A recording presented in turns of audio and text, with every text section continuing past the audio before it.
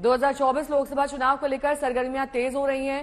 कांग्रेस अध्यक्ष खड़गे के घर पर सियासी कुनबा इकट्ठा हुआ है। 2024 में विपक्ष किन मुद्दों पर मोदी सरकार को घेरेगा, उसकी पिच भी तैयार कर ली गई।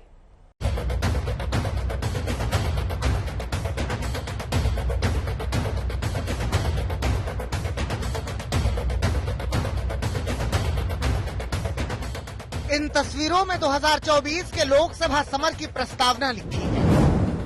मल्लिकार्जुन खड़गे का घर विपक्ष की राजनीति का एपी सेंटर बना है।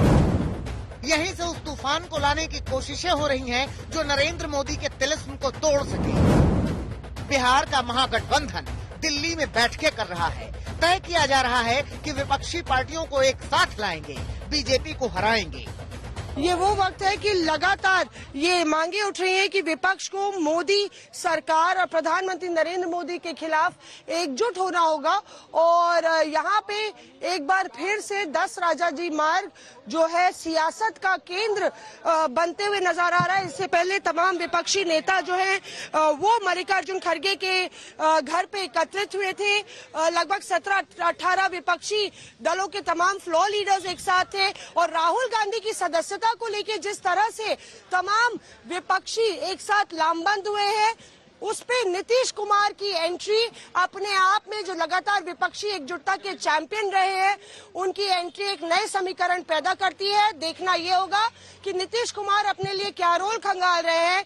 क्या वो किंग मेकर की भूमिका में आएंगे, क्या वो चाणक्य की भूमिका में आएंगे या किंग का रोल अपनाएंगे, ये लगातार सवाल है। हो सकता है कि उनको पूरे यूपीए का कोऑर्डिनेटर, संयोजक के रूप में कमान सौंपी जाए। बहरहाल 2024 के रण में विपक्षी खेमे में एकदम से जो सियासी हलचल है वो तेज हो गई है।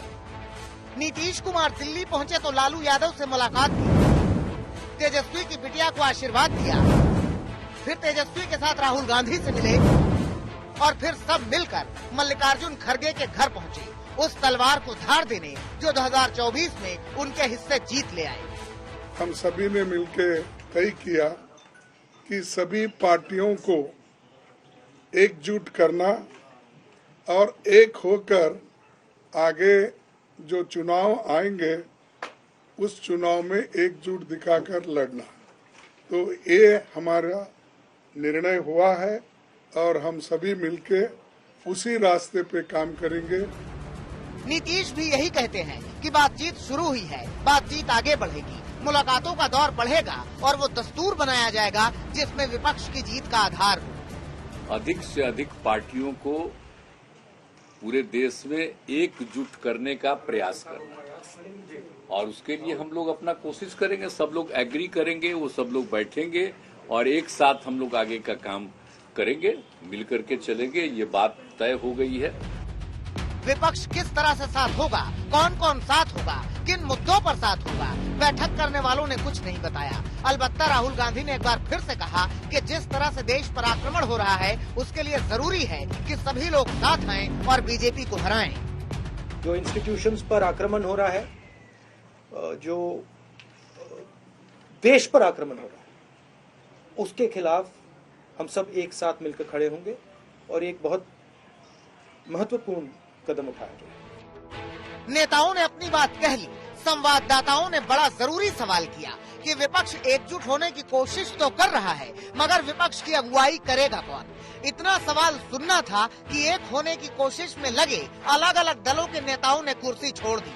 सवाल का जवाब देने के बजाय धन्यवाद देने लगे। संवाददाता पूछते रहे, बताइए नेताजी, विपक्ष को कौन लीड करेगा, मगर जवाब नहीं मिला।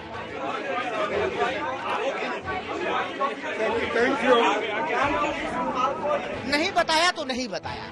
अलबत्ता मल्लिकार्जुन खड़गे के घर से बाहर निकले नेताओं से फिर पूछा गया कि जो टूटे हैं उन्हें कैसे जोड़ेंगे, जो रूठे हैं उन्हें कैसे मनाएंगे, जो विपक्ष की लाइन से अलग सुर साधे हैं उन्हें कैसे समझाएंगे। बोले सब ठीक हो जाएगा। ऐतिहासिक क्षण है और बाकी सवाल अब अपने भविष्य के लिए, आगे के लिए तय रखिए। लेकिन शरद पवार बयान बदलते रहते हैं, वो सब ठीक हो जाएगा, उनको आप साथ सब ठीक हो जाएगा। अगुवाई कौन? नीतीश अरे सब ठीक, अगुवाई देश की, वी द पीपल। पता नहीं कैसे ठीक होगा, मगर बिहार के ही नेता मानते हैं कि नीतीश से बिहार तो संभलता नहीं, वो विपक्ष को कैसे संभालेंगे। दिल्ली गए हैं राष्ट्रीय स्तर पर विपक्ष को एकजुट करने। किस सोच के साथ गए हैं वो अपने में एक बहुत बड़ा प्रश्न है भाई। आज की तारीख में अगर विपक्ष उनके नेतृत्व में एकजुट हो तो किस आधार पर एकजुट होगा भाई। विपक्ष में कई और ऐसे बड़े दल हैं, कई और ऐसे बड़े नेता हैं जिनके पास, कांग्रेस की बात कर लीजिए भैया, 600-700 विधायक हैं कांग्रेस के पास। ममता बनर्जी जी की बात कर लीजिए, 200 से ज्यादा विधायक हैं। अखिलेश जी की बात कर लीजिए, 125 विधायक हैं। केजरीवाल जी जिनकी पार्टी को अब राष्ट्रीय पार्टी का भी दर्जा मिल गया है, दिल्ली पंजाब मिलाकर उनके पास 150 विधायक हैं। तो ऐसे में कोई 40 विधायक वाली पार्टी को अपना नेता कैसे मानेगा। मौजूदा माहौल ये है कि टीएमसी कांग्रेस की अगुवाई में विपक्ष के साथ चलने के लिए तैयार नहीं। ममता कभी केसीआर से मिलती हैं, कभी नवीन पटनायक से। अखिलेश यादव भी कांग्रेस से कन्नी काटे हुए हैं। केसीआर तो अपना अलग ही मोर्चा बना रहे हैं और शरद पवार विपक्ष के मुद्दे को धता बता रहे हैं। तो फिर सवाल ये है कि विपक्ष एक होगा कैसे, और हो भी गया तो किस दल के नेता को अगुवाई की कमान मिलेगी। दिल्ली से मौसमी सिंह के साथ आज तक ब्यूरो।